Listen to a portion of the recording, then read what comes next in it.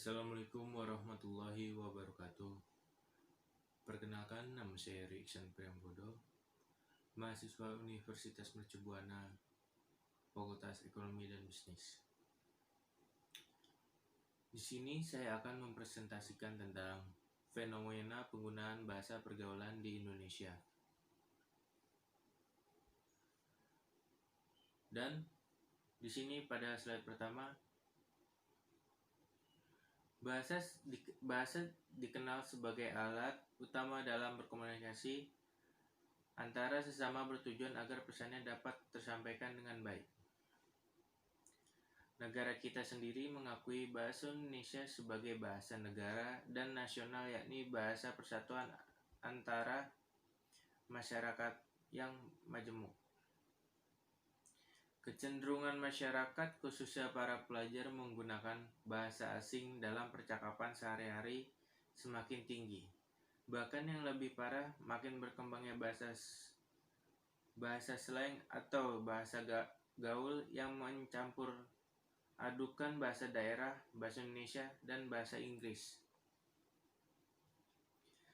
Bahasa gaul merupakan bahasa anak-anak remaja gaul yang biasa digunakan sebagai bahasa sandi. Bahasa ini dimulai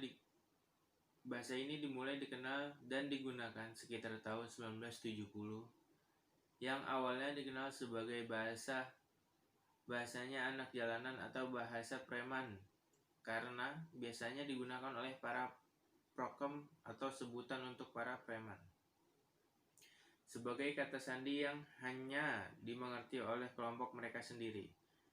Tetapi bahasa prokem tersebut semakin berkembang dan mulai dimengerti oleh kalangan di luar kelompok preman dan anak jalanan karena seringnya mereka menggunakan bahasa sandi tersebut di tempat-tempat umum. Arus globalisasi dan modernisasi memang tidak selamanya memberikan dampak positif bagi masyarakatnya. Akan selalu ada efektif negatif dalam proses perkembangan, salah satunya bisa jadi bahasa gaul ini.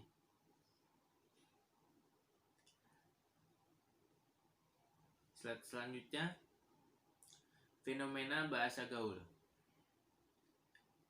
Fenomena munculnya bahasa gaul sebetulnya sudah lama beredar, bahkan seringkali menjadi bahasa untuk berkomunikasi di semua lini dalam pergaulan. Bahasa gaul seringkali sebuah solusi untuk menambah keakraban. Hal tersebut ada pada komunikasi lisan maupun tertulis. Sering dengan perkembangan zaman, khususnya di Indonesia, semakin terlihat pengaruh yang diberikan oleh bahasa gaul terhadap bahasa Indonesia dalam penggunaan tata bahasanya.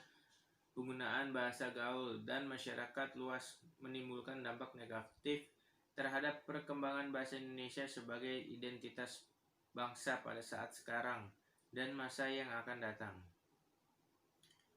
Komunikasi lisan tentu sudah menjadi kebiasaan saat berkomunikasi di kalangan remaja.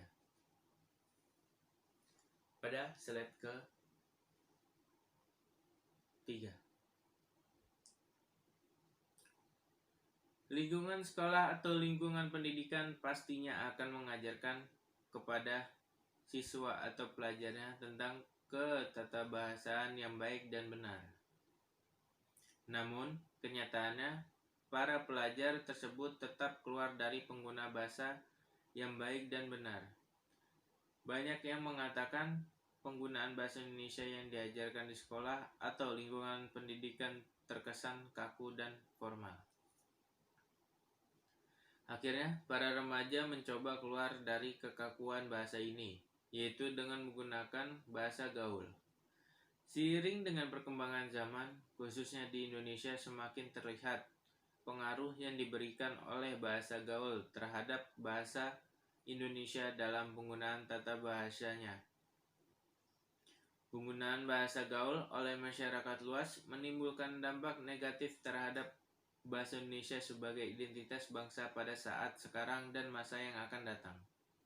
Namun, dengan perkembangan media televisi yang jangkauannya luas sampai pelosok Masyarakat jadi tahu dengan ucapan tersebut dan seringkali menggunakan bahasa itu dalam berkomunikasi. Slide keempat, contoh bahasa gaul di Indonesia. Misalnya, kata bapak dipotong menjadi bab. Kemudian disisipi oke menjadi bokap. Diperkirakan ragam ini berasal dari bahasa khusus yang digunakan oleh para narapidana, seperti bahasa gaul. Sintaksis dan morfologi ragam ini memanfaatkan sintaksis dan morfologi bahasa Indonesia dan dialek Betawi.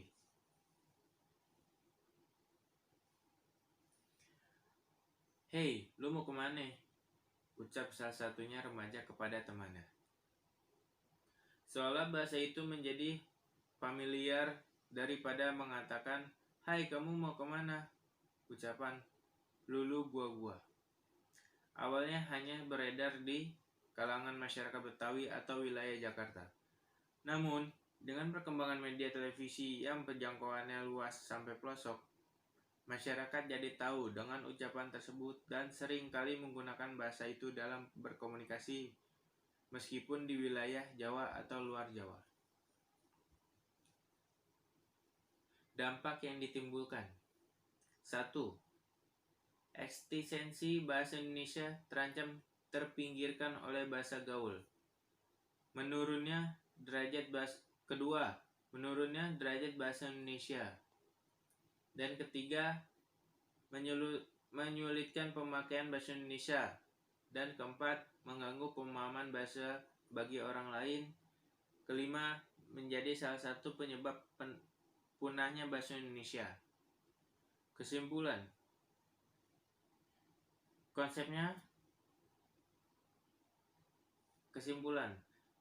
kurangnya kesadaran untuk mencintai bahasa di negeri sendiri berdampak pada lunturnya bahasa Indonesia dalam pemakaiannya dalam masyarakat, terutama di kalangan remaja. Apalagi maraknya kalangan artis menggunakan bahasa gaul di media massa dan di elektronik, membuat remaja semakin sering menirunya di kehidupan sehari-hari. Hal ini sudah menjadi hal wajar karena remaja umumnya suka meniru hal-hal yang baru, terlebih jika menyangkut kehidupan para publik figur.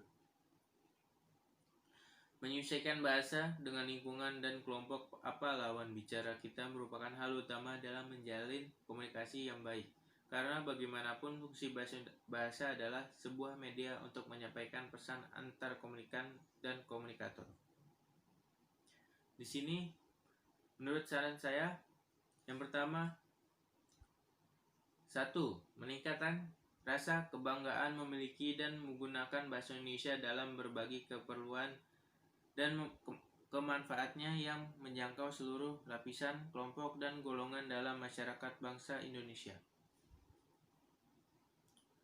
Yang kedua, menghindari penggunaan bahasa asing secara berlebihan atau di luar garis ketentuan dan kebijakan telah ditentukan. Yang ketiga, meningkatkan frekuensi pembiasaan penggunaan bahasa Indonesia dalam semua kesempatan dan aktivitas baik resmi maupun tidak resmi. Dari sudut pandang psikologi pendidikan, suatu keberhasilan bukan sekedar tercapai selalu pendidikan formal dan pelatihan, tetapi lebih-lebih melalui pembiasaan penggunaan secara terus-menerus dalam lingkungan masyarakat dan di tengah-tengah keluarga. Dan keempat, sekalipun demikian, bahasa persatuan bangsa kita adalah bahasa Indonesia, bukan bahasa gaul. Maka mulailah dari diri sendiri untuk membudayakan penggunaan bahasa Indonesia yang baik dan benar dalam lingkungan.